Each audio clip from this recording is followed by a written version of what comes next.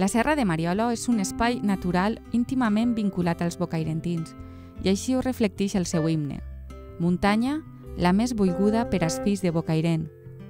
Nostra Serra Mariolo, des de lluny, ens fa somiar. Recentment declarada parc natural, la muntanya és coneguda a nivell botànic per la seva riquesa en plantes aromàtiques i medicinals. Recorrent els diferents senders senyalitzats que hi ha dins del parc, descobrirem algun dels paratges més vells de la serra.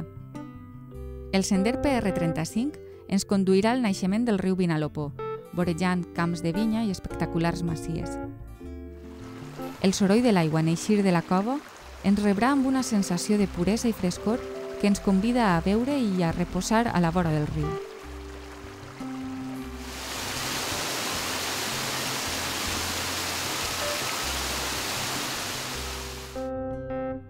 Un altre paratge molt popular i de gran bellesa és la Font de Mariolo. Ací s'ha condicionat una àrea recreativa amb taules de fusta sota nogueres centenàries, al costat d'un naixement d'aigua. Des d'aquest punt es poden iniciar rutes a peu o en bici de diferent durada. Dalt de la font es divisa la Torreta de Mariolo. En mitja hora una senda es durà als peus d'aquesta fortificació d'origen almohade, aproximadament del segle XII.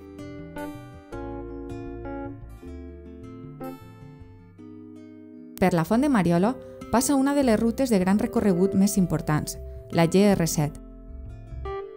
La ruta travessa el terme de Bocairent, puja a la Serra de Mariolo i voreja l'ermita de Santa Bàrbara i l'àrea del càmping fins a arribar a la Font de Mariolo.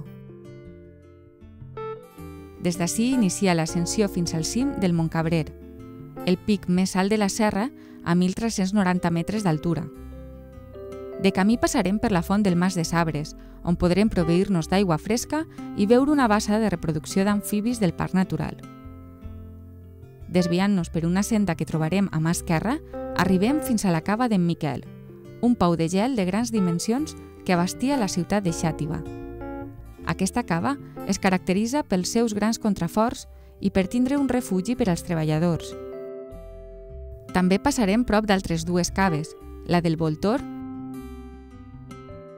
i la cava arquejada al terme d'Agres, sens dubte la més espectacular de les que hi ha a la serra.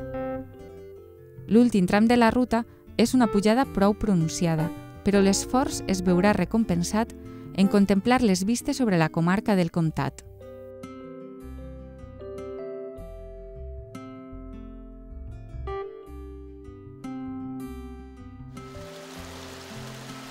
L'altre riu de Bocairent, el Clarià, ha estat, al igual que el Vinalopó, el motiu pel qual la indústria tèxtil va arrelar en aquesta terra.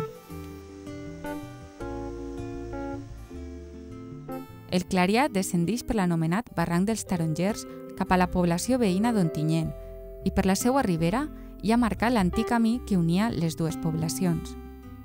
Aquest camí paga la pena fer-lo a peu o en bicicleta, tant per la seva bellesa natural com per les interessants restes del patrimoni industrial amb les que ens trobarem, com el molí de Lluna, on encara es pot observar una impressionant roda metàl·lica que proporcionava l'energia per fer funcionar el molí.